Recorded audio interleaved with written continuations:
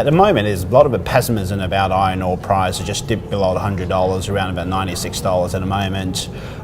Where do you see the iron ore price is going to go in the future? Look, I think the market sentiment has driven the price too low. I think it'll go back and hover around the 110 for the next 2 or 3 years. I think a lot of people are pessimistic by looking at the supply side, and they ignore the demand side.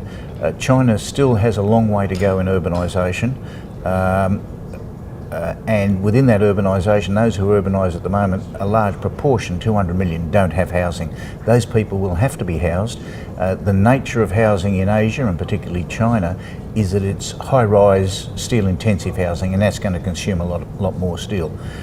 The other issue too is that people forget that China's domestic reserves of iron ore are declining greatly, and they need to be supplemented even if the steel production doesn't grow. So that makes me all positive.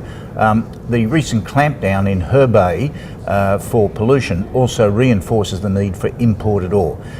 Chinese domestic ore is very fine and it's prone to pollution, and we've already seen the steel mills shift their mix. So I'm predicting still strong demand and averaging around about $110 for the next year or so. Just on the point of the urbanisation, there seems to be a lot of a concern at the moment about the residential sector, the building sector in China. People see the price already too high. We already see the price dropping at the 3rd and 4th tier cities in China, and people are even predicting the recession in the real estate sector. So it does sit comfortably with your theory of urbanisation. Look, I think one of the issues on housing at the moment is the developers of housing have piled into the upper end of the market, and that is definitely saturated. But there are a lot of people in public low-income housing that need to be accommodated. The government has set that as a priority, and it's a structural change, and the government needs to modify that.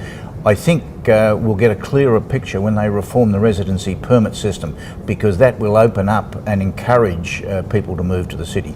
There's no doubt that a priority declared by the current regime is that they want to speed up urbanisation.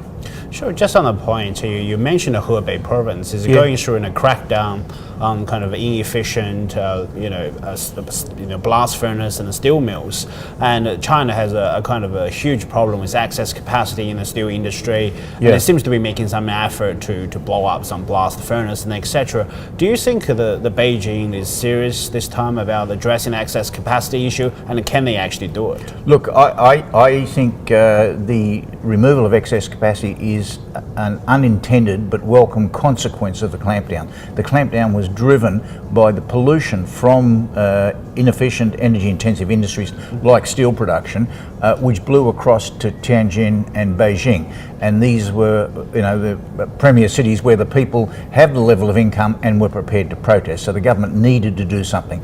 I don't see the same clampdown or crackdown on other steel-producing provinces. But in the previous effort, the provincial government were quite resistant to an effort to close down the steel mills, which employ a lot of the people. Do you think there's a power struggle between the Beijing and the provincial government going to change in the future? Look, I think I think that you've hit the nail on the head. It's the old saying was that the hills are high and Beijing is a long way away, and but I think the reforms, and particularly the crackdown on corruption, is allowing Xi Jinping to put his own people into provincial roles where they will be more amenable to the dictates of the central government. So I think that will start, and that'll take a time to work its way through.